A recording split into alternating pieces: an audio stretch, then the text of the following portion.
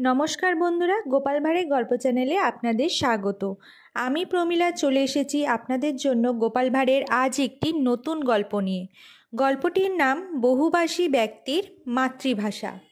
রাজা কৃষ্ণচন্দ্রের রাজসভায় দূর দূরান্ত থেকে অনেক জ্ঞানীগুণী মানুষ আসতেন। রাজা তাদের সমাদর করতেন। একদিন এক পণ্ডিত মানুষের আবির্ভাব হলো রাজসভায়। তিনি নানা ভাষায় অনর্গল কথা বলতে পারতেন। বাংলা, হিন্দি, অসমিয়া, গুজরাটি, পাঞ্জাবি, ওড়িয়া, মারাঠি প্রভৃতি ভাষায় দক্ষ। রাজা তাই তার পাণ্ডিত্যে মুগ্ধ হয়ে রাজসভায় বেশ কয়েকদিনের জন্য তাকে স্থান দিলেন। দিনের পর দিন তিনি এমনভাবে কথাবার্তা বলেন যে রাজা কৃষ্ণচন্দ্র কোনো মতে বুঝে উঠতে সক্ষম হলেন না এ ব্যক্তি কোন প্রদেশের। অথচ তাকে সরাসরি জিজ্ঞাসা করতেও তার সম্ভ্রমে বাধছে। অপারগ হয়ে গোপালের ওপরে পণ্ডিতটি কোন প্রদেশের তা জানার ভার দিলেন। রাজা এও জানালেন সাফল্য লাভ করলে উপযুক্ত পুরস্কার প্রদান করা হবে। গোপাল বললেন, এ আর এমন কি কঠিন কাজ, আমি দায়িত্ব নিলাম। মাত্র কয়েক দিনের মধ্যে লোকটির প্রকৃত পরিচয় জানিয়ে দিচ্ছি।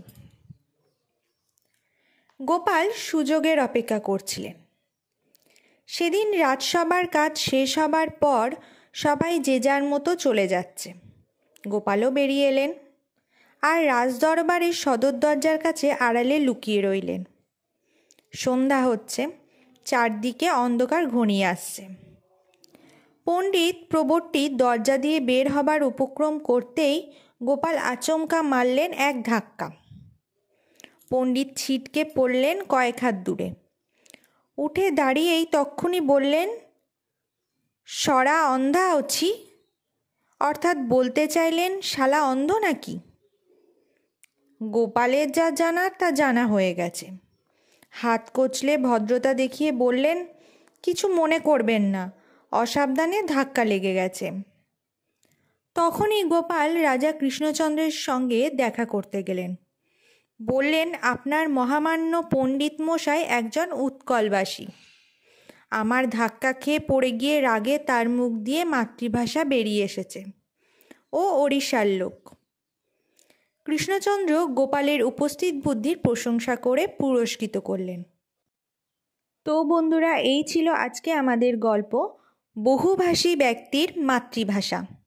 গল্পটি যদি আপনাদের ভালো লেগে থাকে অবশ্যই লাইক, শেয়ার, কমেন্ট করবেন এবং চ্যানেলে যদি নতুন হয়ে থাকেন চ্যানেলটিকে সাবস্ক্রাইব করে আমার পাশে থাকবেন। ফিরে আসবো খুব তাড়াতাড়ি নতুন একটি গল্পের সাথে। ধন্যবাদ।